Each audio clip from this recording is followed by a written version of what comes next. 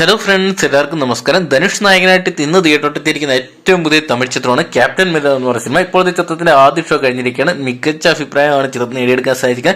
അപ്പോൾ ഈ ഒരു സിനിമയുടെ ഫസ്റ്റ് ഷോയ്ക്ക് ശേഷമുള്ള പ്രേക്ഷക പ്രതികരണമാണ് നമ്മൾ ഈ ഒരു വീഡിയോ ഭാഗത്ത് പറയാൻ പോകുന്നത്.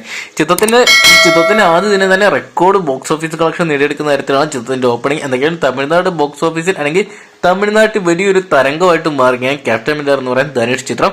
ധനുഷിനൊപ്പം തന്നെ ചിത്രത്തിലും മറ്റൊരു കേന്ദ്ര കഥാപാത്രമായിട്ട് കന്നഡ സൂപ്പർ സ്റ്റാർ ശിവരാജ് കുമാറുണ്ട്. ഈ ഒരു കോംബോ കൂടി ഒന്നിച്ചപ്പോൾ തന്നെ പ്രേക്ഷകർ വലിയ രീതിയിൽ തന്നെ പ്രതീക്ഷയായിരുന്നു. എന്തൊക്കെയാണ് അരുൺ മധേശ്വരനാണ് ഈ സിനിമ ഡയറക്ട് ചെയ്തിരിക്കുന്നത്. ചിത്രത്തിന്റെ ആദ്യ ഷോ കഴിയുമ്പോൾ മുതൽ പ്രേക്ഷകർ വളരെയധികം ആസ്വദിച്ച് അല്ലെങ്കിൽ ആഘോഷ തീർപ്പോടെയാണ് ഇറങ്ങി വരുന്നത്.